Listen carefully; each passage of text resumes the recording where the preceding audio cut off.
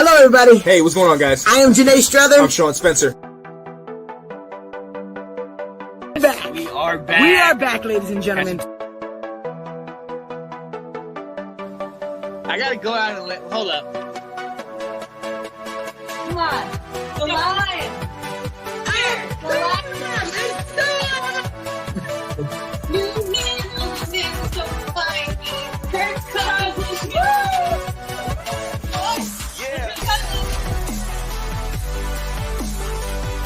All right. I am Janae Strother. I'm Sean Spencer. And this is Let's Talk Football.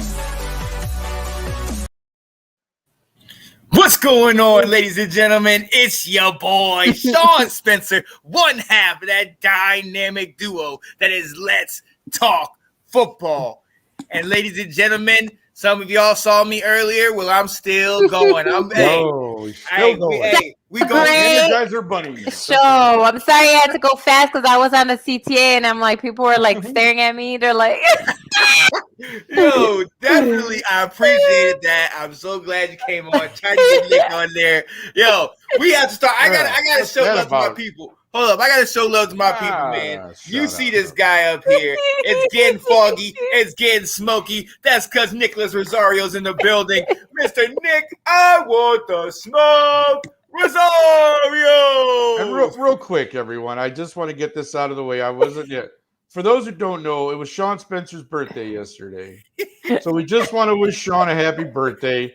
I didn't get a chance to get on the parade that was everybody else on the other show because Sean didn't want to let me in. He didn't want no smoke on his birthday. That's okay. oh, snap. I see where I stand in the pecking order, bro. I see where I'm at. Go, Nick. I see how it goes.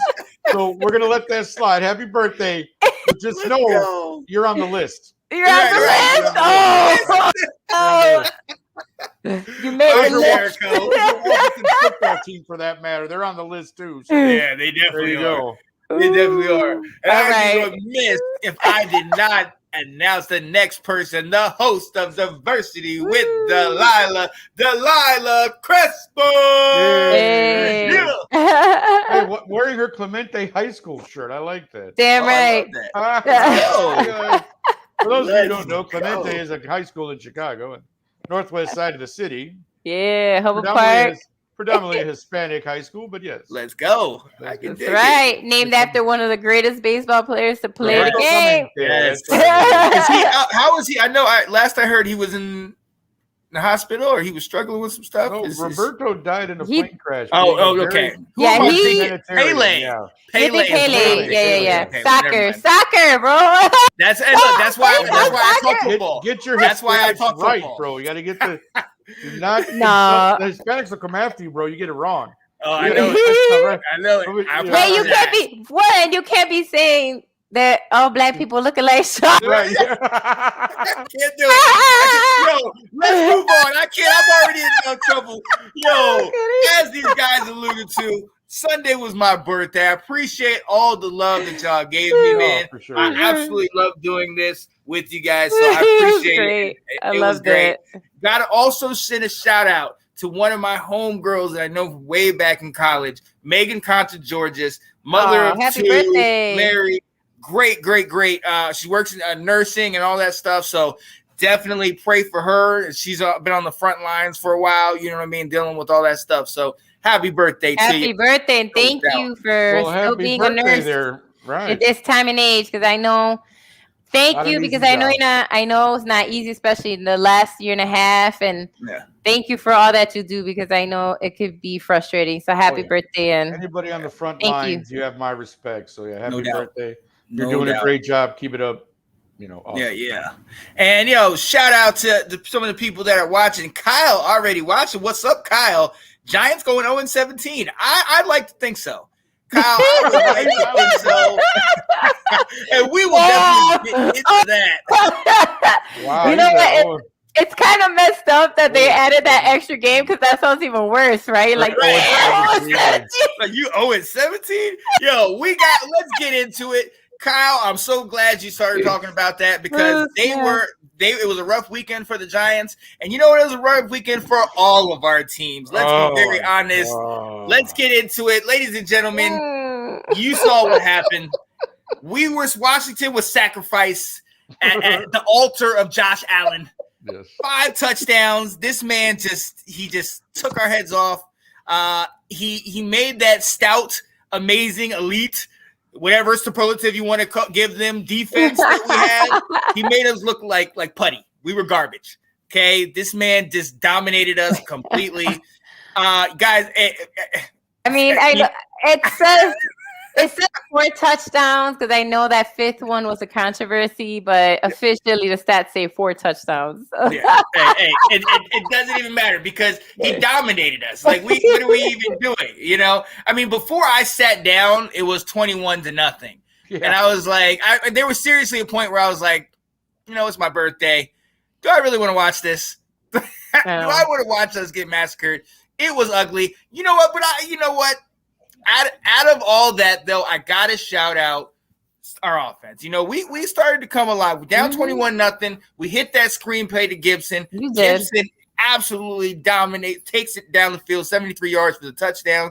Then Dustin Hopkins gets that high kick that was essentially a long onside kick. You know what I mean? We got the ball back, and Heineke came in there and scored. I mean, listen, this is the perfect time when you would say they are who we thought they were. The Bills were one step away from the Super Bowl a year ago. Josh Allen is amazing, MVP potential candidate. Sure. You know what I mean? So, hey, shout them out. I can't. I take this as more they killed us than we lost. But that defense got to get it together. That defense has to get it together. But look, I'm moving on from that. I don't want to talk about them again. All right. I get it. Look, I'm going to start with you, Nick, and then I'm going to come to you, Delilah, because my team was not the only team to struggle this weekend. Nick, your Bears, you guys struggled this weekend. Talk to me. How you feel about that, man? Struggle, is that the word you're going to use? Struggled? I'm sorry. Right. If we struggled, that would have been great. We got our asses handed to us by being, I don't even, you know, here's my thing, man. And everybody's heard all the talk already. Everybody know, you know, Matt Nagy, blah. Look, man, when you get out coached, this is how you know that there's either one of 2 things going on here. And one of them sounds very nefarious for being a professional coach. And that's this son of a bitch is doing this on purpose somehow. Because how in the hell are you going to let your rookie quarterback get sacked 9 times? Like, in all seriousness, though, this is not a joke, man. That's like almost an NFL record. 9 sacks in 1 game. You do nothing to get block protection. You didn't do anything to help this kid out. No. And you're just sitting there calling your little freaking, why is this kid in the pocket? Why is he not in shotgun formation running RPOs? Why is he behind center every effing time when he's got 2 seconds to get the damn ball out? Like, are you trying to get this? I mean, no, because it almost feels like, well, you know, then you can justify, well, Andy Dalton's our guy. Justin's not ready. No, and Justin may not be ready. Justin showed some inexperience as well at times during this game. He missed a couple of open guys. He read some stuff wrong. But the fact of the matter is, as his coach, you are there to help and develop him, not get him killed. Yeah. Like you sacrificed that kid to the damn Cleveland Browns. Myles Garrett is now going to have an MVP season because he got 4.5 sacks alone on Sunday's game. Like, you literally made, like, nobody was talking about Myles Garrett the first 2 weeks of the season. Now, all of a sudden, Myles Garrett's one of the greatest things in the world right now. You know what I'm saying? Yeah. And to me, that's horrible. That's coaching. And Matt Nagy should have been fired immediately. I know he won't be. This is Chicago. We don't do that. But I swear to you, if that guy is the coach at the end of the year, I think I'm going to have to pay a visit to Hallis Hall or something, because that's ridiculous. This guy should not be coaching this team. This guy should not be anywhere near a football team right now. And I'm pissed. It's ridiculous. Yeah. You made that kid look bad. You really did. And you can, you have inexperience, but no. You made that kid look bad. That loss is totally on you. And I'm sorry. You can fight me if you want to. I don't think anyone will. That's coaching, I don't think anyone will. And that was disgusting to watch. Yeah. Right. I don't think anyone's going to dispute that at all. In the immortal words of Forrest Gump, that's all I have to say about it. I don't think anyone's gonna dispute that. And the reason we know is because we saw the spark there in this preseason game when he didn't let him get killed, right? So we saw the potential of what Justin could do in his preseason debut. We saw that he got a rushing touchdown on his own. So we know the kid can move, and we know he has talent. And that's why Patrick Mahomes should thank the good Lord that the Bears made that snafu that they got made fun of, and that he went to KC, because he went to a coaching staff that actually does know how to develop a quarterback, because he would have been lost here too. And Mitch said it when he went to the Bills that he feels more respect there than he ever did. I believe him 100%. Oh, yeah. And I never hated Mitch. I was Mitch. never a Mitch hater, and I've said it since we started our show back in January, because I could see that he actually did have an arm, but they never helped him. No, they did not. They never helped him with accuracy. Mitch still has a lot to learn. They didn't help that kid. And it's like it's just that's QBs are coming to die under Nagy, and he needs to go. And Pace too, by the way. Clean house. Yeah, you need to, and he's sitting here in the he's sitting here in the press conference talking about, oh, well, all three of my quarterbacks are in play. And then, you know what? If I was those quarterbacks, I'd say, hey, not me. Nope. You know how you know it's really bad? When Nick Foles, when all the lip readers can see Nick Foles saying, this offense isn't working. Right. And he's sitting there talking to Andy Dalton going, this offense isn't working. When your third-string quarterback is standing there saying that should tell you something. Because one, the two quarterbacks on the team are veterans, and they know what they got to do. Whatever jokes that everybody has. Yeah. One, Andy Dalton, you knew, was making adjustments on his own, and that's why he moved the ball downfield. But he's a veteran quarterback, so he can do that. He can see a play that's shit. Sorry. And then make that change so that he can get the ball downfield. And that's why I was never against having Andy start, because I knew that he could make the changes that needed to be made. And he did. Right. He was moving the ball, right? And I bet you put Foles in there after last season, I'm sure he would move the ball too, because he has a year under his belt with this offense. So he would have moved, right? He would have moved the ball, and he would know to adjust. Justin doesn't know how to do that, you asshole. Well, he's trying to learn, but you can't learn when you got somebody in your damn face every second. Exactly. So anyway, we know how we feel, Chicago. We want them to clean house. Yeah, Chicago, I feel for y'all, man. Clean house isn't even the word, man. Right. Let's get out. Let's get a new stadium. Let's start fresh. Let's do what we gotta do. Right, let's go. Look, I would say I feel bad for you, but at least you guys held them to 26 points. We got toasted. So in that regard, yes, you got toasted. So now there is when I talk about area teams, I do want to bring up one more team. Would you like to? No, okay. No, she said she had to. She doesn't want to talk about it again. She said Shout out to my babe. She came on there before and talked about it. She said it. The Detroit Lions found another way to lose the game. And how? Because they're actually playing really good football. That's what sucks. It's the luck of the Lions. What else can you say? The luck of the right. The luck of the Lions. Yeah. They can't catch a break. If anybody watched these last 3 games, they weren't out of any of these games. Right. Well, they had this game. This game was theirs, actually. They got cheated on this one. Again, luck of the Lions, because this game was theirs. The rest it was absolutely theirs. And you just, again, what do you do? The guy kicks a 66-yard field goal. What are you going to do? He hit it like that. At that point, you just take it. Yeah, you're just like, okay, that's fine. Right. I can't. That's one of those you just bend over, take it, and let's move on to the next week. I gotta shout out Kat, though. I have to shout out Kat. We're watching the game on my birthday, and I'm sitting here like, I'm sulking because my team got beat by 20 plus points, and I'm like, Kat, they could do it. They can actually beat these guys. And Kat was just sitting there, and she was like, "There's still time on the clock." For what? To get to they'll find a way to lose it. Right. And then I was like, Kat, it's a 66-yard kick. Nobody's ever done that. He'll make it. Yeah, and sure enough, Well, and I was just like, oh man. Can I mention one thing real quick?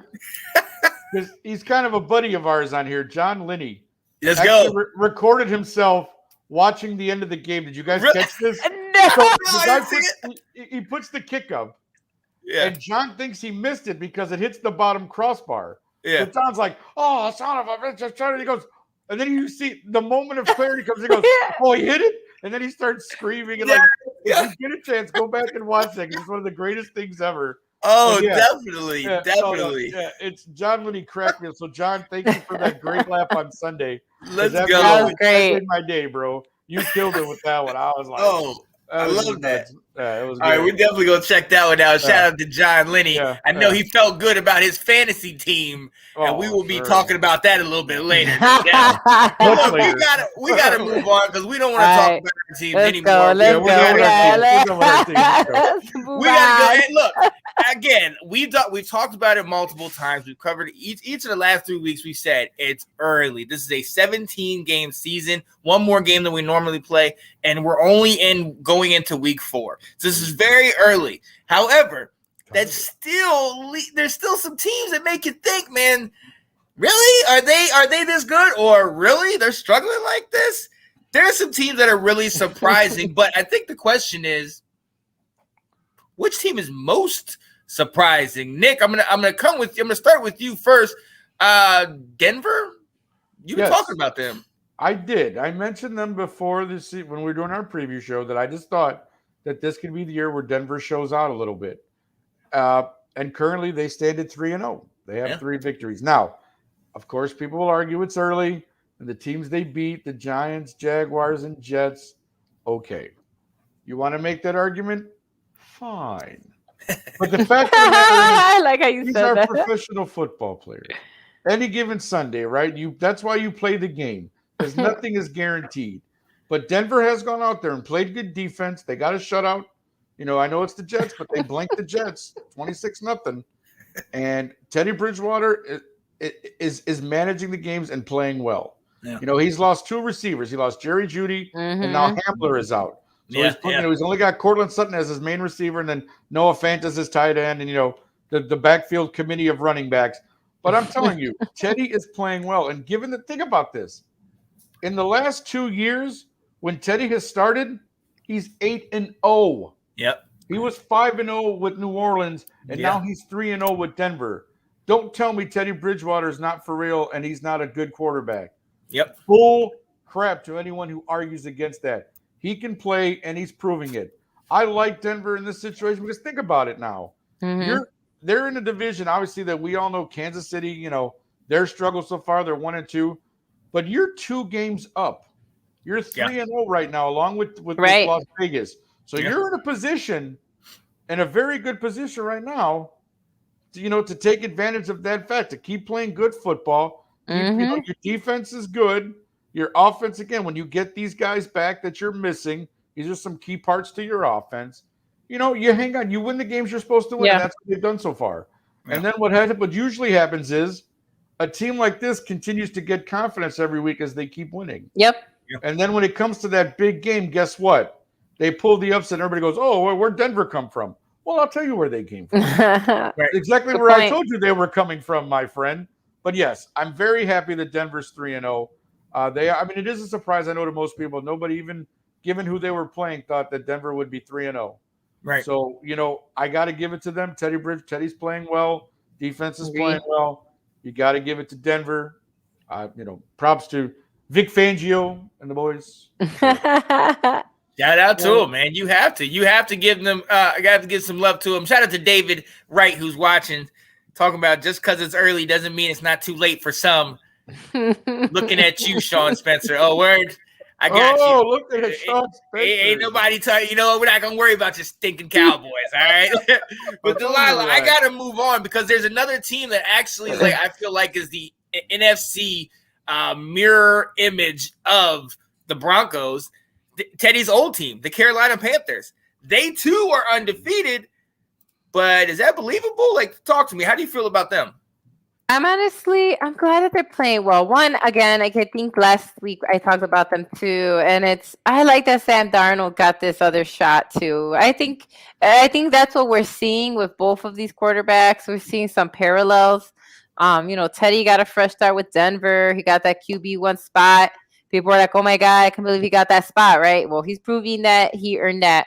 And now Sam Darnold has another start finally. He's got good pieces over there, right? So it's not like he's getting helped out a lot on offense, Yeah. And so I think if I'm Carolina, I'd be excited to see how far this team could go and how much further Sam can take you, because they're 3-0, and I think that their upcoming game, hopefully they can go 4-0. I mean, I know it gets difficult the farther you go because you end up, it's a long stretch. But I think the Panthers and Cowboys, that's the next game. Yeah. I think that's going to be where we know if they're legit or not, if that makes sense, right? Because now they're going to play a formidable team. It wasn't that the teams they played before were like scrubs or whatever, but it's different, right? It's a different tier, it's a different level. And so I think that's where we're going to see if Carolina is for real. Can they win that game? Or if not win it, can they hold their own, right? Mm-hmm. Like without Christian McCaffrey. Right, exactly. Because McCaffrey's out. So, and that is a big loss for them. Huge. Right? Like that is huge, right? But they proved that they could still win without him. Right? And so right there, they made whatever, adjustment that they needed to make at that particular spot. And they, they're winning games. But like I said, I think the challenge is going to be, we're going to see how they play against Dallas. Mm-hmm. If they don't win, but they still hold their own, right? They don't get like demolished. I think that's legit right there, right? Yeah. Because it's a good sign. Even if it's not, if they don't win it, they end up being 3-1, which still right now still a pretty good record. That'd be damn good. And if they happen to win and they go 4-0, then that's where they're building their legitimacy. Kind of similar to Denver, because next week they play another, formidable team as well. And so, so both these teams are going to be tested next week. And I think that's when we'll know if they're serious. I think that's when we could go deeper into, are they serious, right? Are they surprising? Are we, do we ever, our faith in them? Because they are playing. So Denver's playing Baltimore, mm-hmm. and Panthers are playing Dallas, mm-hmm. right? And so I think, it's possible, right, Kyle? It's possible. But I think if Carolina either wins or holds their own against the Cowboys, I think that's going to be, a big showing. Same thing for if Teddy could beat Lamar, that's going to be a huge win, right? So, we'll see. I think next week we'll have a clear picture, because now they're going to play with stronger teams, right? Because the first 3 games, again, like we said, yes, those are winnable. But I agree with Nick. Like they gain confidence in those first 3 wins, right? Because they're 3-0. So so they're going to go in playing against these stronger opponents going, we could win this, regardless how you guys feel, right? Regardless what the analysts think, regardless what fans think, they feel confident. Right. And they're going to go in with that confidence going, we could win this thing. That's what matters. Right? And so we'll see if that pans out, man. If they're both 4-0 next week, I got to tell you, then we can start really talking about, like, maybe they're serious. That's going to be very interesting. That's going to be very interesting. But we got to move on. Thank you, Delilah. There's a team on here that I guarantee most of us would have thought was going to go 3-0. And they are now in unfamiliar territory, as they are in the basement of their division. The Kansas City Chiefs are 1-2, ladies and gentlemen. And listen, they've been in high-scoring games each week. We saw what happened the first week. They came back. They had to come back against a very good Browns team. Mm-hmm. We saw them, when they went toe-to-toe with the Ravens, but the Ravens got that W. But this week was a little bit more telling, because you had Justin Herbert, last year's Rookie of the Year, do what he's done. I mean, he was shut down a week ago somewhat by, there's more of the penalties, but they were shut down for the most part by a very good Cowboys defense a week ago. Right. But he played us pretty well. He played up to that level. Now, I'm going to sit here and say, I think, in my opinion, divisional games hit differently. Mm-hmm. You know what I mean? You saw Washington versus the Giants. I think there's a bigger, a gap between the two teams, but we played to a last-second field goal, 1-point ball game. You know what I mean? You've seen blowouts. You've seen everything. I think that game with the Chargers was one of those type of games, kind of similar to a year ago, where you had the Raiders who came in early and they upset, an undefeated Chiefs team, and everybody was like, "Oh, the Raiders back, or the Raiders," you know what I mean? So honestly, I'm not worried.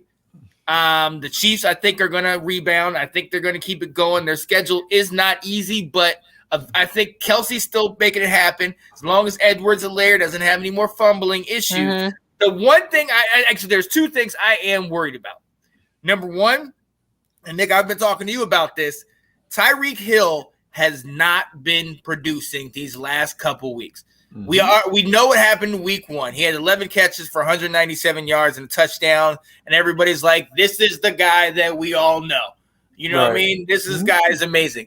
But these last 2 weeks, 5 catches, 5 catches each game for maybe 50, 60 yards, like nothing major, not a threat that people are, fearing like they were a year ago. You think Flash, Mr. Gordon, you think he'll be that piece? Hey, shout out to Josh Gordon getting reinstated in the league, coming back over and signing with the Chiefs. Listen, at this, there's a lot more stuff going on there. Outside of the team. I think the fact that they've been playing into January, February for the last 3 or 4 years is going to take its toll. Case in point, after the game, Andy Reid, wasn't feeling well, and they took him to the hospital. And he's just recovering from that. So honestly, I think the Chiefs. I think it goes to, and I think Nick, you and I were talking about this. People kind of found them out. People kind of understand who they are now. We see they're still a stud team. They're still head and shoulders above the Lions and the Jaguars and the Jets and things like that. But these powerful teams, they're getting everybody's best shot. And I think they fell short. But I don't think in a 17-game season that they're not going to be what we thought they were. I think they're going to show up. I absolutely do. Got 14 games. Right. So, we can always go with this. But there's another team. Wait, got a shout out. I think it's Dave saying KC bounced back. Nick is right. The league is figuring them out, but there's too much talent offensively to keep them down. Absolutely. Nick, I'm coming back to you. Another guy that we, always rely on to cook. Ain't cooking this year. Oh, I mean, actually, he is. That's not true, actually. Let me take that back. He is cooking a little bit. Russell Wilson is my fantasy quarterback in a couple of leagues, and let me tell you, he's producing just fine, my friend. Right.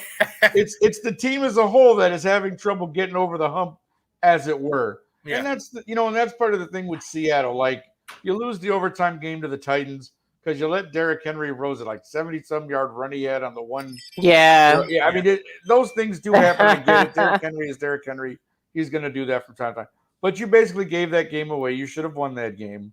And you let the Titans come back and beat you in overtime. Mm-hmm. And then, last week, I don't know, whether it was just one of those games where they came out kind of flat and Minnesota caught them, or Minnesota really was playing that well that they just confounded Seattle somehow. I don't know, but Seattle's 1-2. But the thing is, they're in that West. They're in that NFC West. Mm-hmm. That everybody, 49ers. I'm telling you, it's such a tough division that it's like every loss you go, well, that's another, negative for the thing is it's so competitive in that division this year. Mm-hmm. With the way the Cardinals have been playing.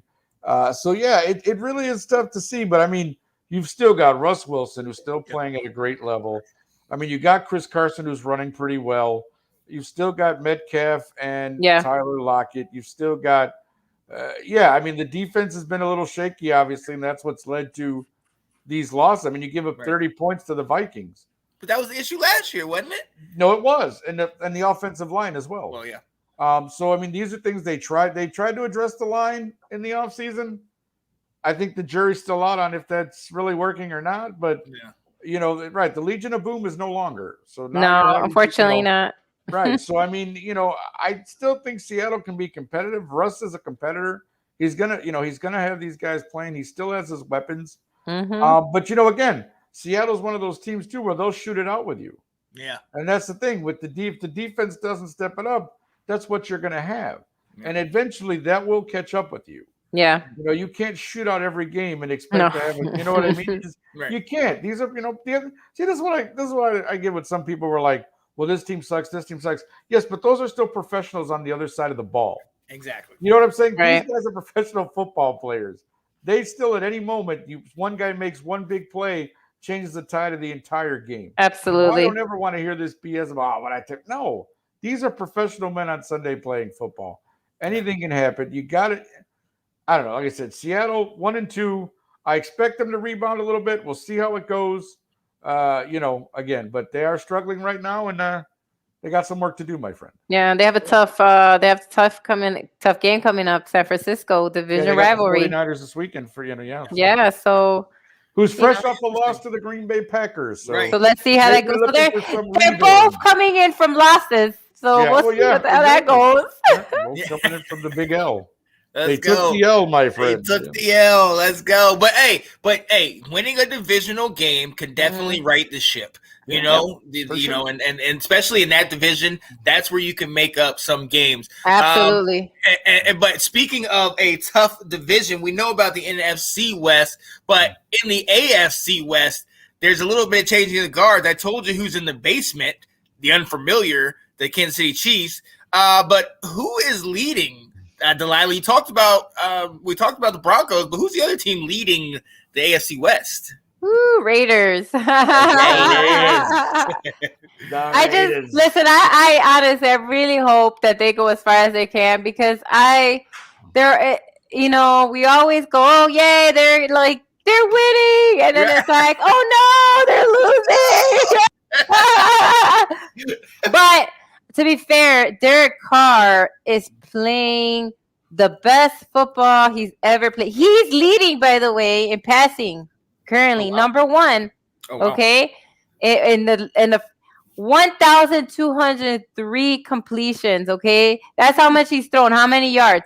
Yeah, 1,203 yards in the last 3 weeks. Right, that's 1,200 yards, 3 weeks. 12. I mean, that is right. And so all I'm saying is, he needs to be in that MVP conversation because currently he's leading, in yards. Yeah. So, and so I just think that we should really make sure that, when we're talking about quarterbacks, I know we get all like, these, all these flashy people that I always think of, right? Mm-hmm. But it's like, he shouldn't be left out of that conversation either because he is balling out. Like, he really is. He came out strong these first 3 games, and he's proving it. Yeah. He's like, all right, cool. All my naysayers, all my doubters, I got you. But it's because they gave him the pieces that he needed. They actually built him a team for this season, right? They actually, what I mean? The incredible thing, too, about this is that the running game hasn't exactly been lighting it up. No, Jacobs has not been doing great. It's passing. It's like you got Waller, you got Ruggs, you've got what's the other guy? I mean, he has so many people Renfro's in there. Yeah, Hunter Renfro. You got exactly. So many people to pass to, and he's proving it with 1,200 yards in the first 3 weeks. Okay, and that's only gonna grow. Like, right? Like, it's not even gonna. Like, that's crazy. All I'm saying is that he definitely should be in that conversation. I know people are like, oh, I can't take him serious. Why not? He's leading right now. Right. Correct. Now, Delilah, do you think he could sustain this? You think he could keep this up throughout the year? Because the one thing, like Nick was talking about, there's no balance. It's straight passing. But to be fair, he's unlike the other teams that we've spoken to. He's actually played good teams. Yeah. So it's not. Yeah, those are 3 good wins. So it's not. I know we don't want to say, oh, well, the other 2 teams were playing bad teams. You're right. That's kind of like, but he has been playing stronger opponents and he won. Absolutely right. You are That's what I'm going to right. say. I'm saying that he went in there, he beat 3 stronger opponents, or at least at the same level, right? And now he's going to play the Chargers. That's not going to be a easy win either. Exactly. Right? So he's going to go in, right? So that's the Monday Night Football game, right? It's Raiders and Chargers. What a game. Right? Nice. That's going to be...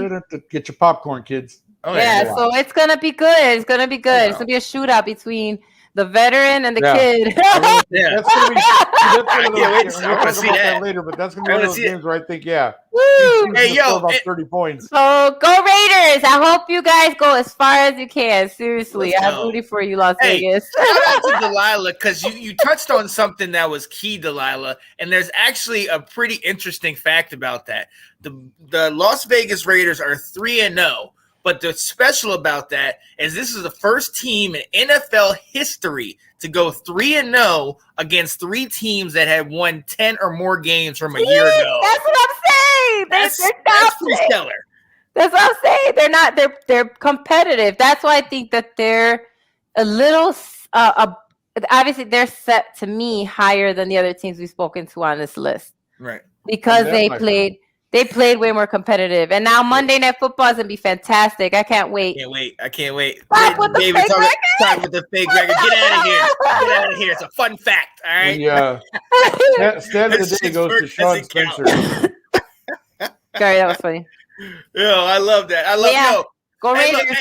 Janae, I know you like hearing that because you're pop. Exactly. Janae loves it. Hey, I got one more team on this list. They were talked about all off season. I shouted them out most of last year. The Indianapolis Colts. We know Phillip Rivers, the Hall of Famer Phillip Rivers. I know right. We know he's at home taking care of all them kids and coaching and dominating them too. You know what I mean? So, but in the replacement, Carson Wentz, we've seen the foot injuries.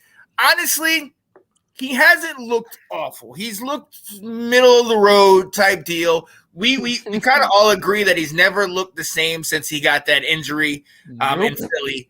And Nick Foles won the Super Bowl. Right. He's never been the same. I think his confidence might be a little knocked down. Look, he's had injuries, but honestly, this was a team that I highly touted this year. I highly touted them last year. You know, they have a good defense, great O-line. I love some of their new young emerging weapons on offense. Wow. But in my opinion, they have a gaping hole at quarterback. Carson Wentz something about it. He's just not getting the job done. They lost to Tennessee. They lost to the Rams, which was actually a closer game than I expected that to be. But they lost another one, and I don't want to say that they're like the Lions where they find a way to lose, but they just can't get over that hump, at least this year. And it's upsetting, man, because I really feel like they have a good roster. And I feel like that they should be better off than they are. Again, it's a long season, but I definitely think that issue at quarterback is going to rear its ugly head. Oh, yeah.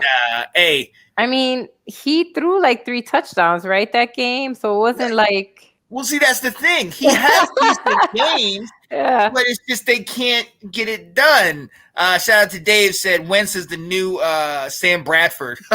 Yeah. Wow. There you go. Wow. Yeah. There's a comparison for you. So, hey, look, again, this is only week 3, ladies and gentlemen, going into week 4. Some of this is very surprising. Some of it maybe not. But, hey, this is why we watch this stuff, man, because we want to speculate. We want to figure out, who's falling off, who's not. Come week 17, half this stuff is going to be blah, blah anyway. So, and some of these divisions are going to go that far, I think, honestly.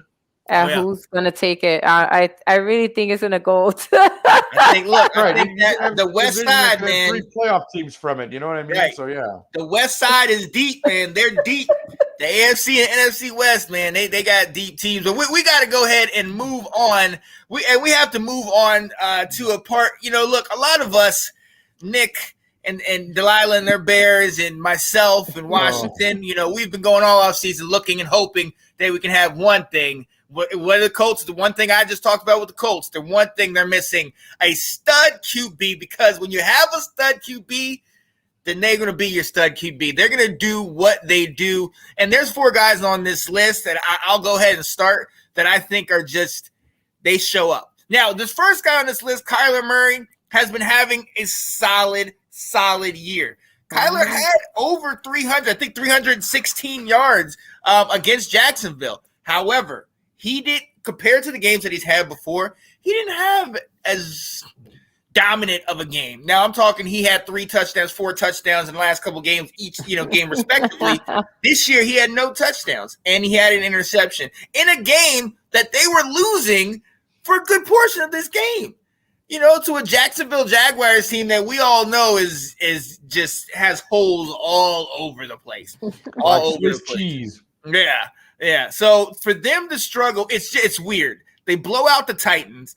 You know what I mean? They play these games against Minnesota where you get the W. You got these games where you're looking good, and then you almost lay an egg against the daggone Jaguars. So again, that's why we don't know what to expect. We don't, some of this stuff. Kyler, I still believe in, but Kyler also hasn't gotten into that NFC West divisional schedule.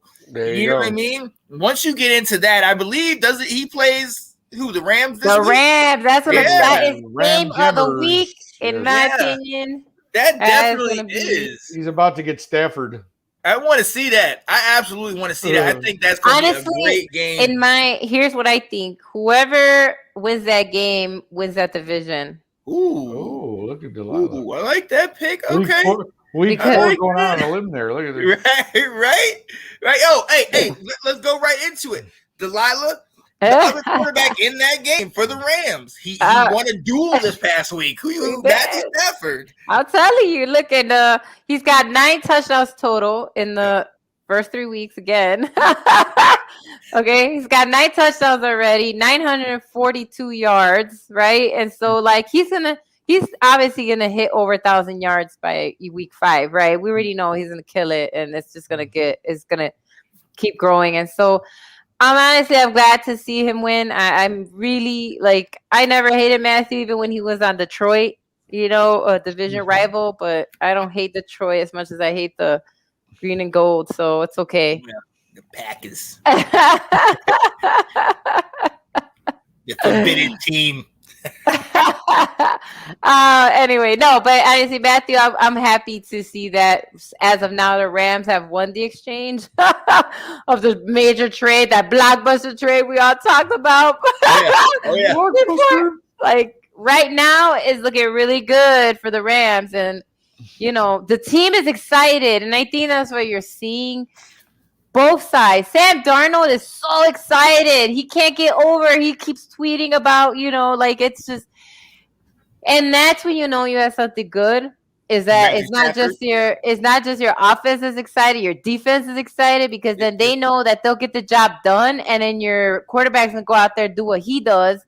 Yeah. So, they're not gonna be maxed out, right? Trying to get, so that is exactly what a team is looking for. And they definitely have balance on both sides. One, they have the number 1 defense, right, in the NFL. Mm-hmm. We know that already, and they're proving it. Look what they did to Tom Brady, right? Yeah. So, and I said that they could win this game, and I was right. Tom Brady. You called it. But, so, but it's going to be, so I think it's going to be fantastic to see if Kyler, who's younger but still growing, he still balled out the first 2 weeks, even though his 3rd week wasn't as good, but he did what he had to do the first 2 weeks. Mm-hmm. So who's going to prevail, right? Who's going to win that game? Is his O-line, because they have a pretty good O-line over in Arizona. Are they going to protect him, right? Are they going to make sure he Are they gonna make sure? What are they gonna do against that defense? And I think that's gonna be something to see. Is can he adjust and get past that defense? Can the offense? Although they got a lot of studs on offense on their side too, right? So. Yeah. It's gonna be something to see. Like I want to see like how what happens. I'm sure Watts wants a piece of. He wants to get some interceptions. I'm sure. So I'm excited. Oh yeah. Now we did talk about that MVP race a week ago, and one of the names that I had on there was Cooper Kupp. Now Cooper Kupp had another big game this week. I'm telling you, are you leaning any more? Are you leaning closer to that? Last week you said to pump our brakes about Cooper Kupp. No, he's definitely. But I don't know because MVP doesn't. It's so hard for them to give MVP to someone that's not a receiver. To someone that's not a quarterback. I can't remember the last time that happened. To be honest, I would have to Google that. Shout out to Ash, said she's excited for that game, but the Rams are taking the W. I'm telling you, it's gonna. But is it going to be a shootout? I don't know. That's the thing. Or a defensive battle. That's what I think is going to come down to be honest, right? Yeah. Is who's going to get to the quarterback, right? Who's going to pressure the quarterback, right? I do give an edge to Matthew Stafford in that. But that's because he knows more, right? He's more skilled. He's a veteran in the game. And I think he has in that area, I think he could do better at getting around Arizona's defense. Gotcha. Versus can Kyler get away from the Rams defense? Aaron Donald and the boys. Yeah. Yeah, I think so too. I think Stafford would get MVP before him also. I agree. Yeah, so Matthew, go out there, ball out. I think there's that Arizona and Rams game is going to be electrifying to watch, just like when we watch the Chargers and the Raiders on Monday. I think these are some good football coming up. So, Matthew, you keep doing your thing, man. Go out there. I like it. Yo, shout out to the Swinton clan, Ash and Sydney Swinton, joining the show. Thank y'all for joining us. And look, while you're here, Ash, I already know you're a diehard Dallas Cowboys fan. So I'm going to talk about your boy, man. Dak Prescott put up 41 on Philly. Okay, never mind. Look, I'm going to do it quickly, Nick, because I know where you got to go with Aaron. Where am I going? I don't know what you mean. All I'm going to say is this. All right, Dak right now, Cowboys fans, you're sitting pretty. You're at top of the worst division in the league. It's okay. It's okay because the race is not given to the swift. Nor the battle to the strong, but to they that endure. And we're going to endure. We're going to come back. But Dak looks good. Dak looks great. As long as you got that two-headed monster, though, because I'm telling you, Dak's got weapons. But with Dallas, they need that balance. And if they have those running backs going, that's going to be huge. I see you, Ash. Dak. And as long as that defense is playing like Washington's defense should be playing, okay, the daggone Dallas Cowboys look like they, one of us. It's ridiculous. Oh wait, all right. Hey, my sister joining the show in top of the worst. Exactly. We don't care about that division. We don't care about them. Let's go. Tell him, Shannon. Oh, wait. I just don't think they're the worst anymore. Comeback player of the year, lock it in. Oh, what is this blasphemy? Well, I can't. No more. Oh my goodness gracious! Right now, you guys lean. Honestly, I just wanted you guys to tie last night, but you got the W. It is what it is. Yo, definitely have to shout out Dak though, man. I that was his first home game since the injury. Right. It was good seeing him back out there, man. Sure. It was seeing him do his thing, man. He got his money. He's leading that team. He's got a team around him. So I would be lying if I said that I was not scared. I mean, I'm a little worried if they play that way. Now we already know what's going to happen. We don't have to play them till December anyway, and we know who's taking the W. You know who's taking that W. Let's get it, baby. There we go. Let's go. But yo, I can't. Without further ado, I got to give it to my man. I got to talk, Nick. you've been talking about this guy all season when he was in Jeopardy, when he was under waterfalls. Now, he came in with his hair slicked back on the when training camp started. Aaron Rodgers somehow, some way, got the W. Wait, hold on, real quick. You should be scared. Ash, get out of here. All right? There it is. There it is. Let's Everybody's go. We're done with Dak. We're done with Dallas. Yo, Aaron Rodgers, man. Is he back? Come on, Nick. I'm sorry. Well, as we know, I have been referencing Mr. Rodgers since we've started this podcast. Oh, yeah. And his exploits in the offseason. And it as it translated into early Aaron Rodgers when we saw the first game, I thought, yeah, you spent too much time under your waterfall with your girlfriend, and maybe you should go back to hosting Jeopardy and go do something else, right? So the last 2 games, Mr. Rodgers has decided he wants to play. And again, this guy is the reigning MVP. Yep. Okay. We know that. As much as I, maybe personally don't have the greatest opinion of the man. I don't know him personally, but he rubs me the wrong way, and I will continue to talk about him as we go along throughout the season. But you have to, you give credit where credit is due, and he is Aaron Rodgers. And why in the hell, if you're, and I get it, San Francisco tried to run the clock down as far as they could. Okay, I get that. Mm-hmm. But you gave 37 seconds to a man who only needed a field goal. They didn't need a touchdown.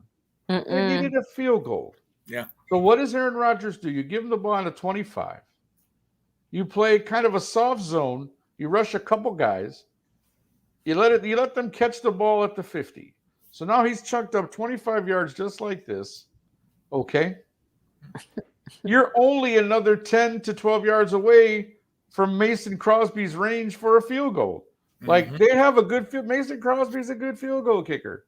So what happens? You get another pass play. You count that before you know it, setting up for the 51-yard field goal. Well, guess what? Yeah. Well, surprise, surprise, Mason Crosby nails it. And the 49ers are all on the sidelines with their mouths on the floor going, we just lost. Yeah. I love the picture of Garoppolo standing on the sideline watching the kick go through the upright. Yeah, I shared that meme, and that hurt my soul, but it was funny. Knowing he just lost, right? But again, guys, this is the thing. How do you not see that coming? Yeah. That's the same thing with like a Tom Brady, even though, Sean will probably play another clip of him throwing the Super Bowl trophy in the ocean again, whatever. But the point is, you don't give a guy like that time to get back in the game. And even if you do, even if you give him a little time, you know what's coming. Yeah. Defend it. Yep. Get in his face. You should have rushed like 7 or 8 people. I mean, what are you doing? Yeah. What are you doing? And sure enough, Green Bay wins. So there we go. Now it'll back atop the NFC North. Who is that? Is that Wendy? Wendy, right on time. You know what, Wendy? I ain't got time for you right now, Wendy. Okay? It's your optimistic Green Bay self. Aaron Rodgers. Yeah, exactly. We know you're on top of the AFC North. Congratulations. Right. We know. You're fine, Wendy. No worries. Right, I know. Wendy. It's all football. No worries. We do appreciate the fact that you watch our program. Yeah, no worries. I mean, it's all about football. Your quarterback still sucks, but whatever. We appreciate you, Wendy. Right, we appreciate it's all you, Wendy. good. But we're not putting any more time. Honestly, like I even before, like when you annoy me, I always respect all the quarterbacks. I do when they prove themselves, and even if it's because it is what it is, right? And so I think together, that's why Devontae Adams stayed, because he wouldn't have stayed if Rodgers hadn't come back, right? Oh yeah, right. And I guess I'm glad that you guys rallied again, because I know people were selling like beer, making fun of Aaron Rodgers in Green Bay. I don't know if you guys knew that there were bars selling beers, because he kept like he won't. I doubt he'll come back next year. Like, no, he's gone. We knew that. So, yeah, he's not coming back next year in Green Bay. Right, and so I guess that's really what this is about. I mean, he knows that this is his last hurrah with this team, because he ain't retiring. Absolutely not. But he said that this is his last hurrah, and that's why he brought back a few of his key players, right? Mm-hmm. We know that, right? Cobb back. He wanted Randall Cobb back. He wanted his guy. He wanted to say. Yeah. So they got him Randall Cobb. And Aaron Jones is helping him win a lot of these games. I know we talk about Devontae Adams a lot, but I think we need to talk about Jones too. Well, he deserves when you score credit. 4 touchdowns in a game, yeah. of course. So you know what I'm saying? I think, but that's what I'm saying. But that's what I'm saying. Like, I know we talk about Devontae because he's a stud, but Jones needs to be in this conversation as well. Well, Jones will be with the Packers for a few years. I know they said the last dance, but that like sometimes that about the last dance. That's not the same. He tried to do the Chicago thing. Yeah, don't you even try to compare that pathetic Green Bay team. Oh my God! NFC Championship game to my beloved Chicago Bulls in the '90s. You better get that weak ass shit out of here, bro. Whoever that is. Defense made that possible. How about we prevent you from commenting anymore? Because that's just dumb. How about we do that? Whoa, Smoke. Oh my goodness. Who is that? All I get is Facebook user. Who is that? Oh my talking that trash. Who's talking that trash? The smoke was in there. He's going to go 1-4 in championship games because he'll probably make it again and lose like he always does. Wow. I hear that. Go to the Super Bowl. What are you? Come on. The Last Dance. No, they did post it, and I was telling. So to be fair, they shared that, and I was telling Sean the only reason I don't need to do my research. That's the stupidest thing to compare to. What are you? Preface it. You guys are diehard Chicago. Okay. You guys live in Chicago. Well, no, not just that. Chicago fans. So that's why it's not even just the. So even my I wasn't a Chicago fan. The preface is this, right? Go ahead. Okay. I'm sorry, because these because I'm not yelling. I was explaining why the comparison didn't make sense. So Michael Jordan and Scottie Pippen, so let's just keep it to Michael Jordan, fine, and all the pieces he had around him. But the 6 times he went to the finals, he never lost. And you can't take that from him. I don't care, regardless if you're a fan or not. All I'm saying is, when he got to the finals, he won. Yeah. That's why he has 2 3-peats under his belt. So that's the only reason. That's the false equivalency. If you're going to compare completion, then it would be Tom Brady. All I'm saying, in football, for comparison, it would make more sense. For the comparison to be to Tom Brady, because he won 7 out of 10 at least Super Bowls, right? Not 1 and 3 NFC Championship games. No, okay. So now going back to just football, because Nick, calm down. I was just I explained it calmly because I'm a teacher. This is what I do. I'm an educator. Good, educate them. Yeah. So that's why I'm like, calm down, and I just broke it down of why the comparison didn't make sense. So here's the thing. I think it's going to be when you guys play Arizona, when Aaron Rodgers and the Cardinals play on the 28th, that's going to be the game to watch to see. Because right now, the next few weeks, y'all have an easy schedule. So Green Bay shouldn't win. They shouldn't lose the next few weeks. I'm being honest. Yeah. They shouldn't lose this week. They shouldn't lose next week. And then when they play us, they shouldn't lose to us either. Obviously, I want us to win, but still, the next 3 games, Green Bay should win. I gotta shout out Sid because he was talking about. He explained himself on what the comparison he was talking about. The comparison is the front office of the Bulls were trying to break up the team, and the front office of the Packers is ass. That's the comparison. The front office is being trash, which is that is okay. But the front office of the Packers, this is their pattern. They tried to break up when far.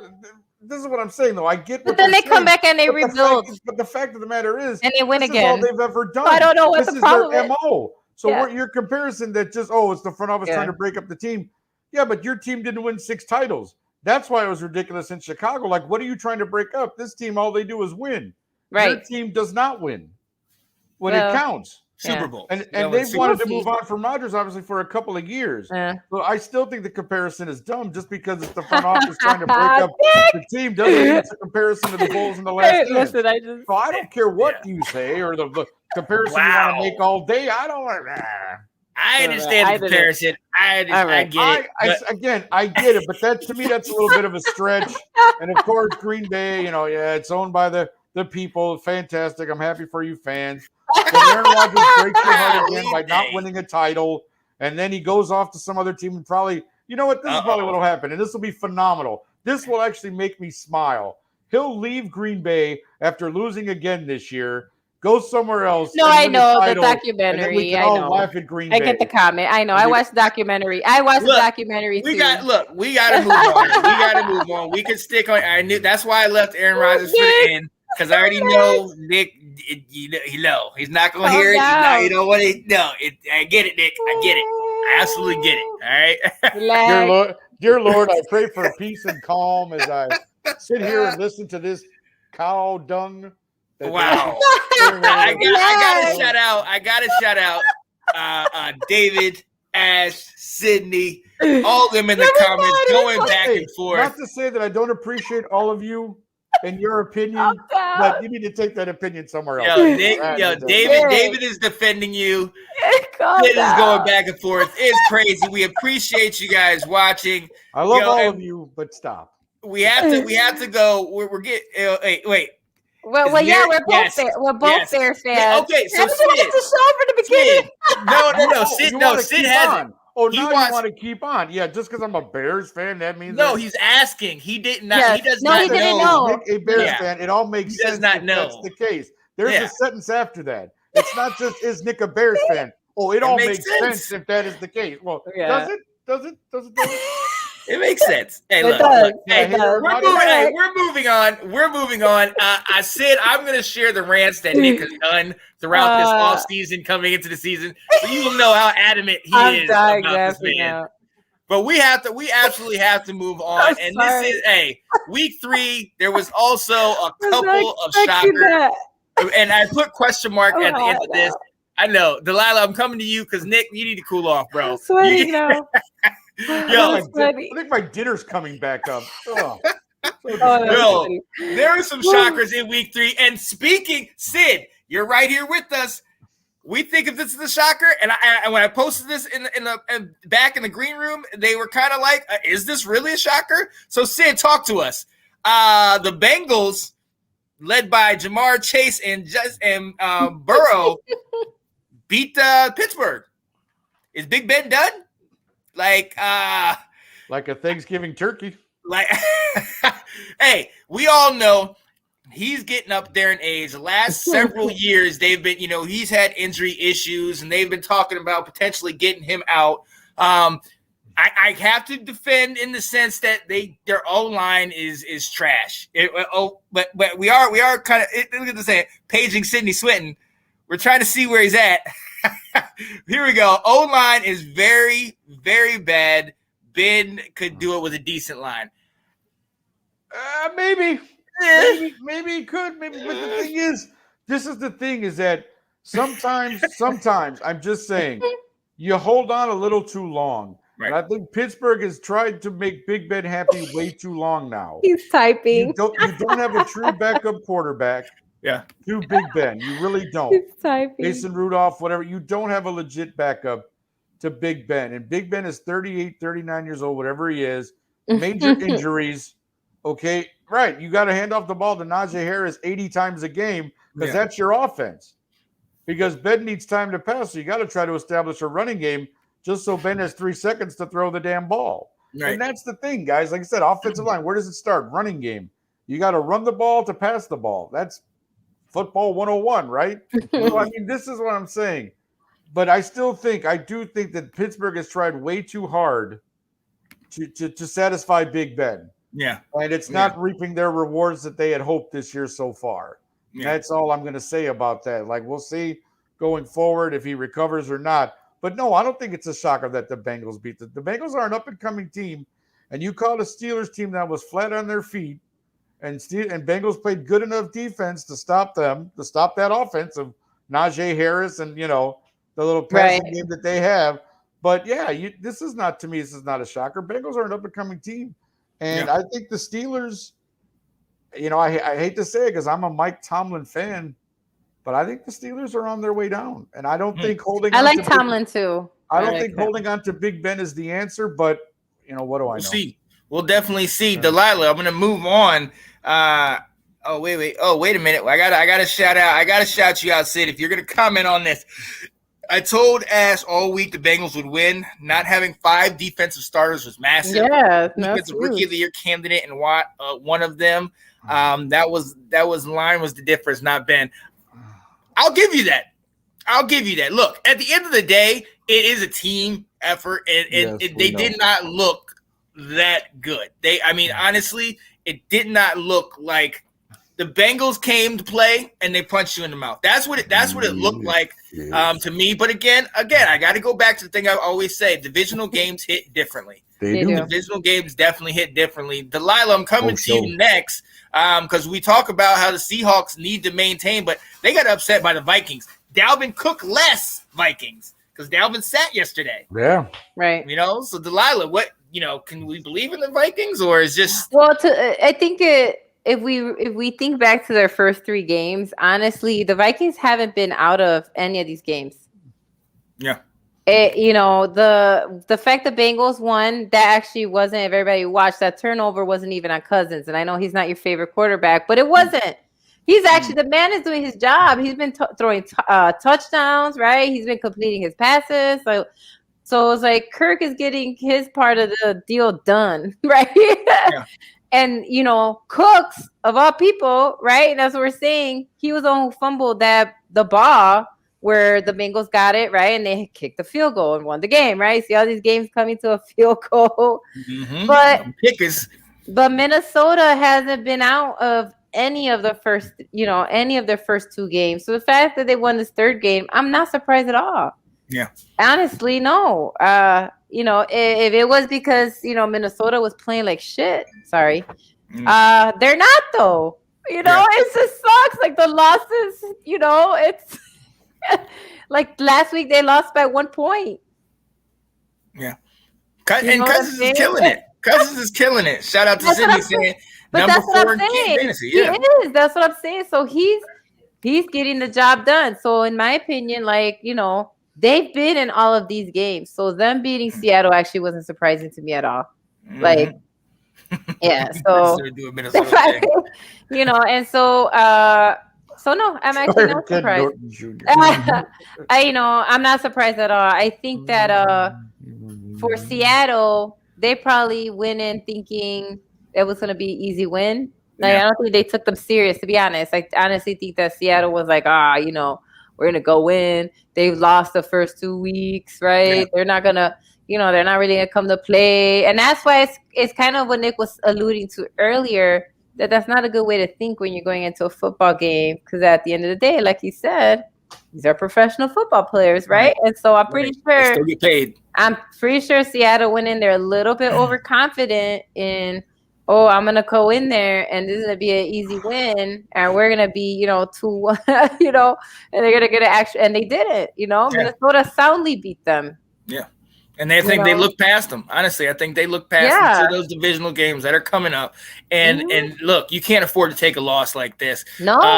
But speaking of teams that cannot afford to take losses, Bill Belichick and the New England Patriots, Mac Attack is not back, ladies and gentlemen. It's not back. He's still having, like I said before the season, he's still having growing pains.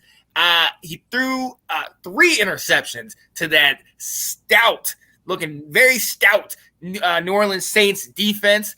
I definitely think that defense is definitely something to write home about. They are a solid D, and when they come correct, now they had an off week a week ago against Carolina. That's why I'm but again, that's a divisional game, but they did get smoked in that one. But they also held, Aaron Rodgers to that 3 points. And you say he had a bad game. Okay, I'll give you half bad game, but I'll give you more good defense because this defense, I think, is coming to play this year. They've had this game and the last that were great. They had the 3 picks in this one. Kamara, 20 carry for 84 yards. Hey, look, Winston he's right on that line. I don't know if you saw that one touchdown to Callaway where he's sitting here falling back and he chucks it up and Callaway makes a great catch. Okay, but Winston is very close to being that same old interception thrower. So we got to be very careful about Mr. Winston and how he going to get down because, hey, it's going to be issues. Shout out, let's see. Sid said, if their defense is great, the Panthers need some props for beating them. Look, like I said, Sid, divisional games I think hit differently. I think personally that in that Carolina and the Saints game, I think Carolina had their number. They were playing hot, and Jameis and his turnover issue reared its ugly head. I definitely think they should have consistency. Well, you can't win every other week and put together a successful season. You're only going to go 500 or 9-8.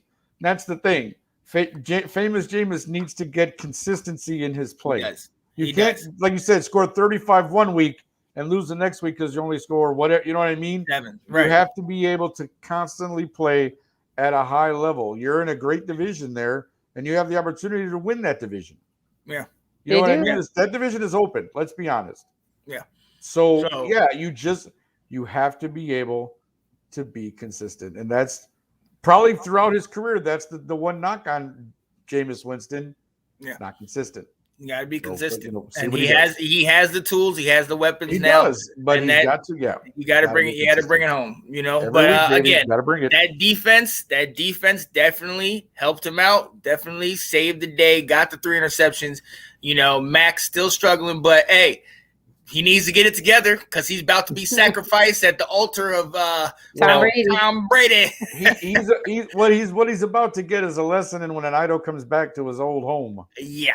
That's what's going to happen to poor Mac Jones. Shout out to Sydney saying the Bucks are winning that. Yeah, it's not even going to be close. I think we all said that. Okay. Now, if New England wins, that's the shock of the week. That will be honestly, yes. If anybody is picking New England to win that game. I think the biggest shock of the week in the game is going to be after the game. Tom Brady and Bill Belichick. Do they embrace? Do they high five? Do they give one of these little waves? Like, do they even acknowledge each other? Like, do they even? And I think that depends on how the game goes. I think if the game is, if it's a blowout and Tom is just running the score up, then they're gonna be like, like absolutely. Brady for 500. Oh my God. Let's go. Brady has like the most, like, right? Like they have like 583 touchdowns or something. Right. And shout out Tom Brady as if he needs any more accolades or superlatives. This man, I believe, is like 68 yards away from breaking Drew Brees' record. Yes. That's it. You know what? I'm done. I can't even. You know what? But I don't care, Nick. I don't care. I don't. Oh my God! Here goes again. I don't. You gotta hope I can't find it. I know you want to. You gotta hope I can't find it. Don't do it. Oh man. Oh wow. Wow. I love that one. I love Gronk. I love him. And I follow his Instagram and his TikTok. Gronk is great. Sean's gonna play that video at his wedding or something. Yes. Absolutely. Take a moment to just tell you I don't know if Kat will go for that. No, she's not gonna go for that. We'll see. We'll see what happens. Now, there's one more team on this. We could have. Actually, there's 2 more teams on here, but we could have definitely overlooked these guys. They're not worth it. They should have tied. They should have just been extinct. I don't care about them. The New York Football Giants somehow lost or gave the game away or whatever to the Falcons. The Falcons won a game. Somebody's got to win. So right. Falcons won a game. Out on top, right? Yo, my guy, Young Hoku. Got that job done. Hit that game winner, baby. That's what I'm talking about, man. Matthew Stafford got a couple 200 some odd yards and touchdown. Matt Ryan. Sorry, thank you. He got that. So Matty Ice. I can't even look. I can't even remember who the guy is anymore, man. He, after 28-3, it's been rough. Shout out to Anthony Handy, diehard Atlanta fan. I know he is.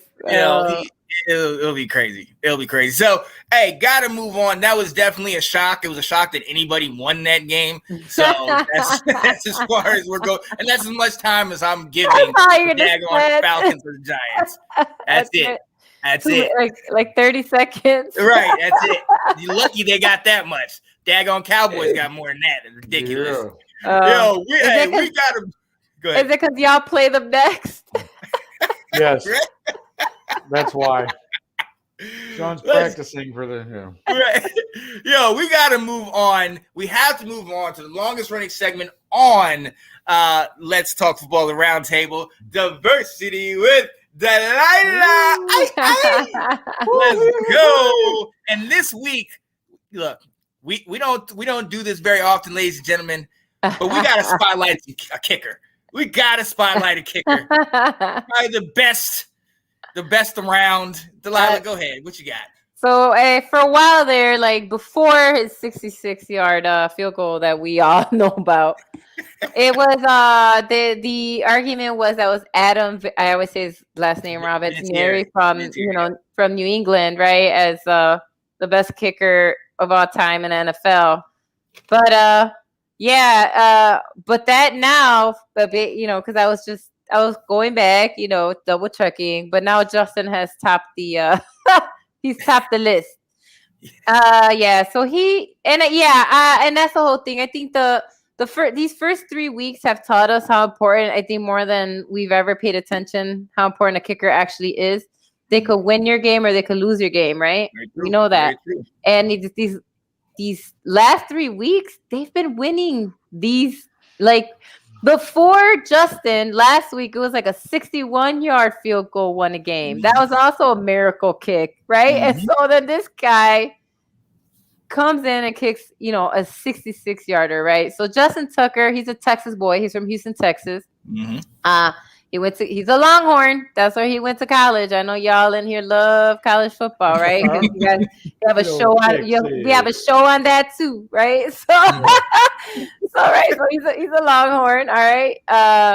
Tucker attended as I don't have to tell you that's the University of Texas, right? So in 2011, basically, concluding a rivalry that saw Texas A&M University and University of Texas square off 118 times over, years. We know that's big rivalry down in Texas. He kicked the game-winning field goal as time expired and won that game 27-25. So in 2011, he helped win a huge rivalry game, right? And we know that that's a big deal in college rivalry, right? If someone can, oh yeah. If the kickers are going to be out there to help you win a game, regardless of how the rest of the season goes, everybody's excited, right? Also, just a little, tidbit there. He majored in music while he was in college. Oh yeah. Oh, there you go. So not only, is he a kicker, he likes music, and that's what he majored in. He didn't finish college because went on to football, NFL, right? So he went undrafted though, by the way. So it was interesting. He actually went in as a free agent. So considered to be one of the greatest kickers of all time. He has a 90.7% field goal percentage. Wow. Okay, 91%. We're gonna round up. Yeah, right. Making him the most accurate place kicker in NFL history. And then we know he now holds the record for the longest field goal with 66 yards, which he just set this week. So he was signed by the Ravens as an undrafted free agent in 2012. So he was not selected during the draft. But he went to Baltimore. He actually had to go up against Cundiff, who was he was a kicker at that time. And basically he did better during the preseason. So he took Cundiff's gig, which I think the Ravens made the good choice on that. So they decided to go with Tucker. He debuted in 2013. So Tucker proves to be very accurate just from the beginning. He made his debut all 42 of his PATs and only missed 3 out of 35 field goals. So that was just his first, outing As a kicker. On January 12, 2013, during the divisional playoff round game against the Denver Broncos, Tucker kicked a 47-yard field goal in double overtime to win the game, later known as the Mile High Miracle, and sent the Ravens to the AFC Championships for the second consecutive year. So he was part of a really big game there. Went to Super Bowl 37, as we know. His 2 fourth-quarter field goals secured the Ravens a victory, earning him his first Super Bowl ring. The same year in 2013, that Thanksgiving game, Tucker kicked 5 field goals en route to the Ravens' 22-20 win against the Pittsburgh Steelers. That is a lot of field goals. Right. In 2013, right, Tucker kicked a franchise record, tying 6 field goals that were the Ravens' only points in an 18-16 win against the Detroit Lions. So, unfortunately, he keeps doing weird things to Detroit Lions. He beat the Lions by himself. Yes. Again. Yes. Sorry. Somebody's got to do it. Yeah, right. I guess. It'll be Justin Tucker. Woo! And then he set the previous record at a 61 field goal. So again, on December 16th, he kicked a 61-yard field goal in the last minute to seal the victory of that game. He became the first kicker in NFL history to kick a field goal in the 20s, 30s, 40s, 50s, and 60-yard lines in the same game. Oh wow. Yeah. So again, I'm just telling you, like Tucker just been killing it since he came into the league, right? And undrafted at that. 2016 in week 12 against Cincinnati Bengals, Tucker kicked 4 field goals, 3 for over 50 yards in a 19-14 win. So he's been winning a lot of games for the Ravens with field goals. You know, he earned the AFC Special Teams Player of the Week at that point. He also won Week 15 against the Philadelphia Eagles. Tucker tied the NFL single-season record for 10 field goals of more than 50 yards. He was named to the second Pro Bowl, his first since 2013 as a result his successful 2016 season, and was named first-team All-Pro for the second time in his career. So he gets sent to the Pro Bowl a lot. Again, in 2018, Tucker made 2 50-yard field goals and 3 extra points in a 27-14 win over the Denver Broncos, winning another Special Teams Player of the Week. Then he was also named AFC Special Teams Player of the Month in September. Week 17, he kicked another full 4 field goals and again won AFC Special Teams Player of the Week. Why not? Right. Tucker became the first player in NFL history with 6 seasons of 30 or more field goals. So basically, because he's so good, in 2019, the Ravens signed him to a 4-year, $23 million contract extension with $20 million guaranteed, keeping him under contract through 2023. Lock him down. So he is locked down to 2023 for y'all. And I'm sure Nathan is happy to know that. So I'm sure Nate and John are happy that he's locked down to 2023. When you're going to hit a 66-yarder, right? And not just that, not just the 66 yards, just how good he is and his accuracy. Consistent. And 91%. Yeah. Basically, every time he goes out there, 9 out of 10 times he's gonna make it. Yeah, absolutely. Regardless of where you place it, guys. 20, 30, 40, 50, 60, it doesn't matter. He still can do it. So kudos to you, Justin. I'm glad that you'll be celebrating. You'll probably, I think this, because we always talk about what sends you when you're not a wide receiver or quarterback or running back to the Hall of Fame. I think this will guarantee his spot as a kicker in the Football Hall of Fame, right? When he's up for it. If not, that would be a travesty. I think it'll be a travesty because I know it's very hard. So in 2023, Jerry's going to pay him way too much to come and be washed up. Oh, no. Who said that? Who said that? Let me check. He might retire because he'll have so many things under his belt. So who knows? He might be gone by then. He might be retired. Hey, he's killing it, man. He's doing his thing. I got to shout out Justin Tucker. David. Oh, that was David. Is that you come up as Facebook user, David? So Facebook user. That is craziness. It's craziness. Hey, I say you're not wrong though. Come on. Yo, so shout out, appreciate you. That's been another segment of Diversity with Delilah, talking about Justin Tucker breaks the NFL record for the longest field goal in an NFL game. It's currently the best NFL kicker of all time. Currently, that is his. Let's get it. He'll be a Hall of Famer. Right? Can we say that? Right? I'm just saying it's very hard. To get in, right? That's what I'm saying. This man right here. There it is. No, I get it. Believe me, how do you argue against it? There it is. Good stuff, Delilah. Let's go. Amazing. And moving on, ladies and gentlemen, we appreciate you being here with us as we start to wind down. Next, ladies and gentlemen, we got to go on to our second longest running segment on Let's Talk. Here we go. Second longest running. Got to put something on it, baby. Let's go. Thanks, Cal. I appreciate that. Yo, my guy Nick and Nick's picks, ladies and gentlemen. Here we go. Hey, Nick, how did we do this week? Talk to him. Tell him what you're doing. Let's go.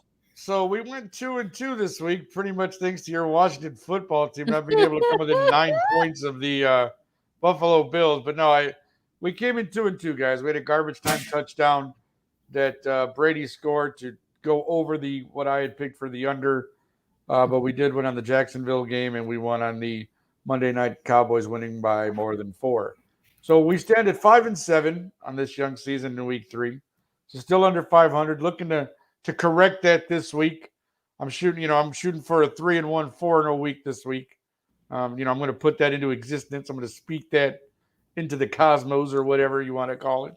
But I do have 4 more games for this week. So if you'd like to follow me, you can. If not, I understand. But this is just what I'm feeling this week. And the first game up on here, and again, you're going to say, interesting that you would take this game, Nick. But we got Jacksonville at Cincinnati. Now, as we have been talking about, Jacksonville hasn't exactly been lighting it up as far as offense goes. Mm-hmm. But you know what has been happening? Trevor Lawrence has been throwing the ball. And you know what happens after a while when you continually throw the ball? Someone catches it. Amazing how that happens, right? So that's, so as we all know, Cincinnati's offense is starting to run. It's starting to get running. And I just have a feeling that this could be a breakout game for Mr. Trevor. I'm going to sling the ball down the field, Lawrence, because I don't have much of a running game. Mm-hmm. So I'm going to go this week with the over of 45.5 points on this game. Cincinnati-Jacksonville. I think we're going to get more than 45.5 points out of both teams for this week. So that's my first pick. Jacksonville, Cincinnati.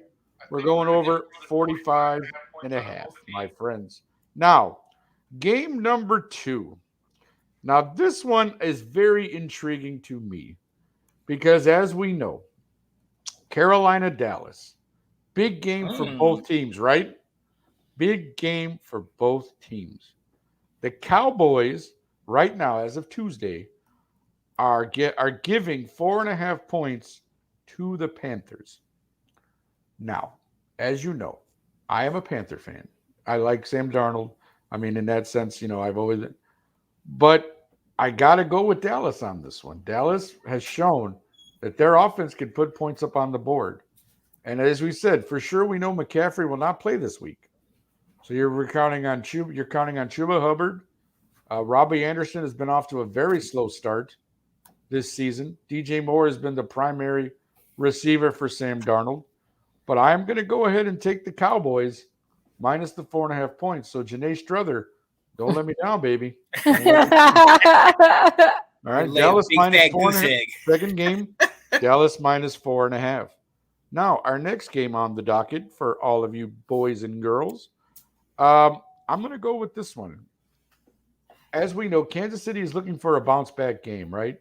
Mm-hmm. They've had 2 losses there, and I think they get it this week in the form of the Philadelphia Eagles. Yeah, they're going to Philadelphia to play this game. Kansas City, I think they are giving 7.5 to Philadelphia.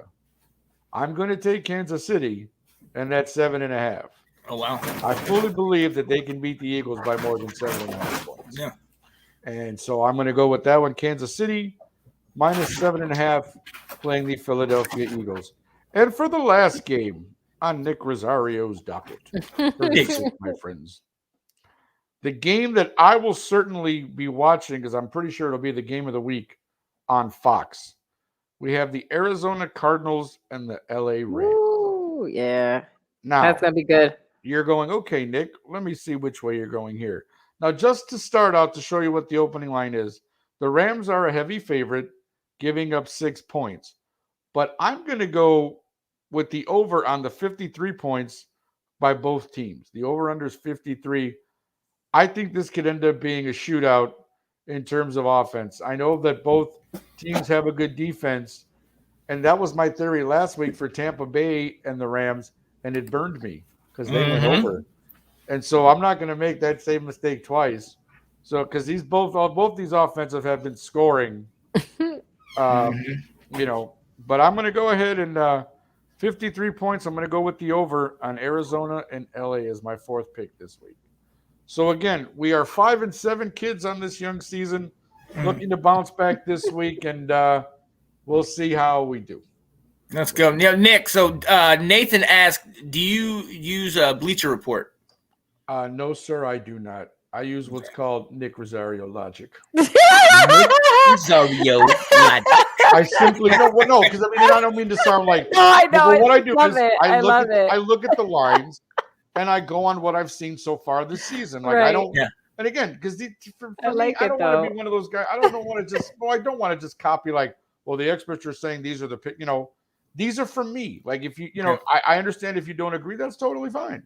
But that's why they're called Nick's picks. These are things that I'm feeling that I pick for myself, and we'll go from there. But no, I don't use Bleacher Report. I literally look at the lines, I look at the games, I look at the matchups, and go, this is what I think could happen. Again, so far 5-7, we're under 500 on this young season. But as it with everything else, I got 14 weeks to go, baby. There you go. So I'm going to catch up. I'm going to catch up here, believe that. But for right now, 5-7 going into week 4. I gave you my picks. Again, follow me if you like. You can Instagram me. You can Twitter me. You can do whatever you like, baby. But anyway, so those are my picks. Thank you very much for the second longest running segment on Let's Talk Football, the Roundtable. I'm Nick Rosario. You can only hope to contain me because you'll never stop me, baby. Oh, I know. Let's get it. The smoke is in the room. You brought the smoke today. Let's go. And look, all right, man, we getting close to time. It's 11:13, so we're gonna skip the fantasy football update, ladies and gentlemen. But tune in tomorrow at 6 p.m. Eastern time. Myself, David Wright, Sydney Swinton will be coming with news and notes on the Family League and on the Fans League, and we will be talking about waiver wire moves, ads, drops. And some of your questions, ladies and gentlemen. Ladies and gentlemen, we want you to sit here and ask us whatever question you have. Should I start so-and-so over so-and-so? Should I bench this guy? Who should I be looking at in free agency or on the waivers and whatnot? I'm playing this guy that has X, Y, and Z. Who should I do in comparison with them? So definitely send us those, and we're going to potentially have it where you could come on the show and ask us a real brief, quick question about what you can do or what you want to do, and get you going. Because I'm going to tell you something. I forgot the comment. I got some gurus over here. I got some gurus in David and Sydney. So let's definitely get that thing started. But while we are here, we already know we're down to the end of the show. And as you know, at the very end of the show, we like to just go with one more thing, ladies and gentlemen. One last Word. Yeah, buddy. One last word, ladies and gentlemen, where we just tell you one more thing that's on our mind, be it sports, be it life, be it whatever it will be. Delilah, I'm coming to you first. One last word. What you got? Sorry, I was like, I thought you were gonna go in order. No. Through the curveball. Yeah, no. All right. No, so I wanted to kind of build on something that Janae said earlier. She was talking about physical health, but I want to talk about like your spiritual and physical well-being. Because mind, body, and spirit, right? If one is broken, it throws off the rest. We know that, right? You need equilibrium. So as Janae was saying, shouting out, take care of your physical body. You got to take care of your mental health and your spiritual health too. So whatever you need to do to help yourself mentally, to improve yourself mentally, everyone needs that. No one is perfect, and that's okay. So whatever you need to do, you got to talk to somebody. People are out there, right? You need to talk to somebody if you're ever down. Like, when we're shouting out Sean during his birthday, they were saying how we came together as a group, and some of us are actually becoming friends, maybe not face to face, but in the group chat, and are able to talk to each other. So whatever you need to do to take care of your mental health, do it. Whatever you need to do about your spiritual health, whatever it is you follow, I'm not saying it has to be, a spiritual practice, but there are things you could do to take care of that spirit too. So make sure you're always in balance. Take care of all three, right? Mind, body, and spirit. Because if one is off, it throws off the rest. Okay, take care of yourselves, and again, reach out to people, whoever that is, and do what you got to do to take care of yourself. Absolutely, love that, Delilah. Nick, what you got, man? Appreciation, and I think that could cover a lot of things, but specifically, I think just appreciation for what we have. We are all, as far as just, again, very grateful and very appreciative for the life that I currently have, for the people who are in it, just for, that I have a job, I have a roof over my head, I have food to eat, I have money to do the things that I like to do for the most part. And not everybody has that for whatever reason or another. And so appreciation, I think, is just what I've been kind of feeling this week. And just being very grateful for everything that I have and for my life. Again, we all have our ups and downs in life, but my life is not bad by any means. And I have a loving family. I have great friends. I have a secure job right now, and life is good. As Delilah talked about with mind, body, and health. My body is a little out of shape, but my mind, I'd like to think, is still kind of sharp, and I do my best to try to work on the health part. So, but definitely appreciation. Again, thankful for all of you. Again, I'll give you the smoke, but I love every one of you.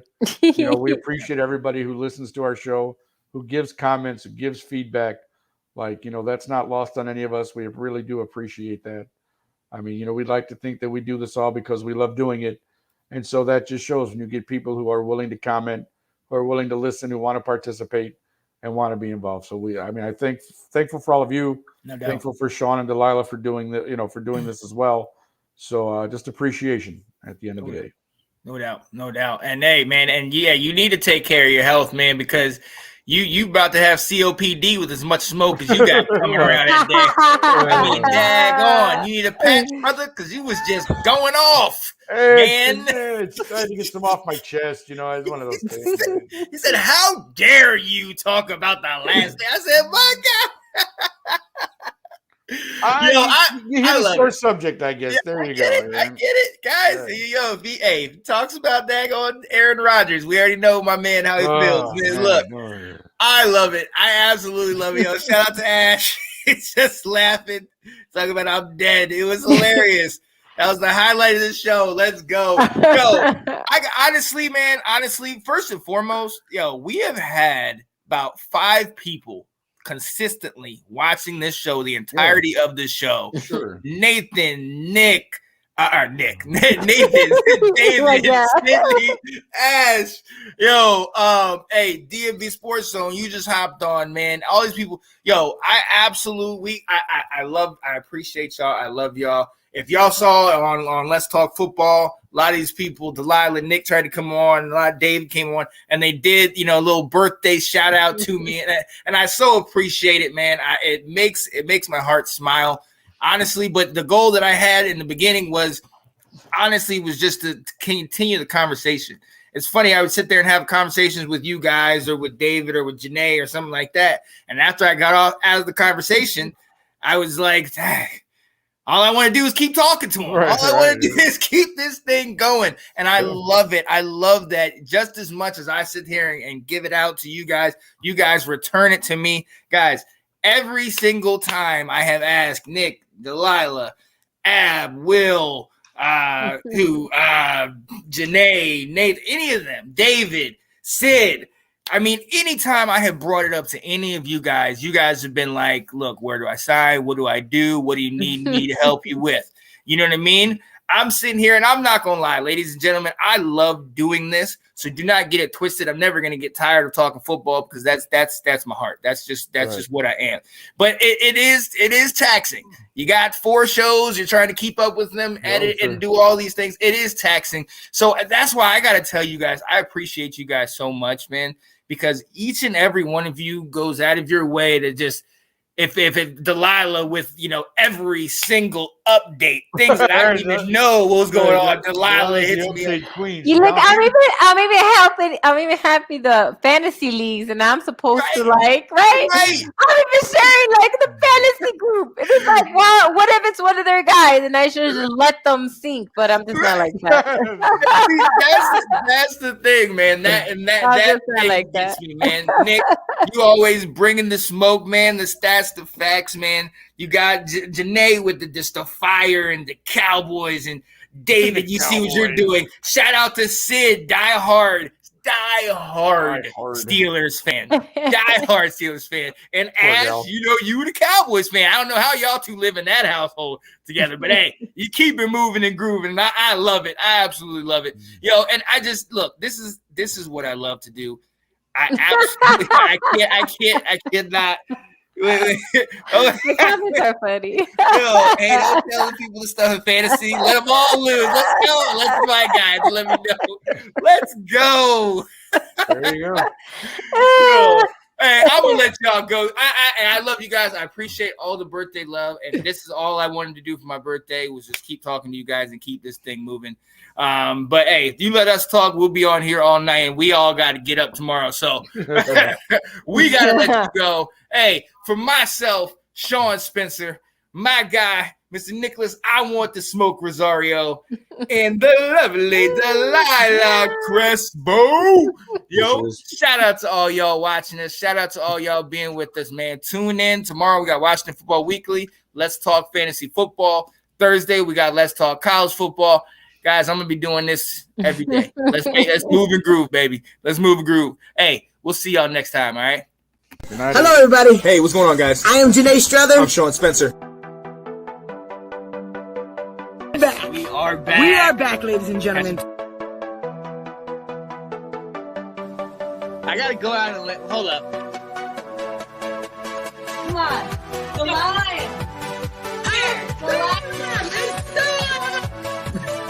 New man, so fine. Kirk Cousins.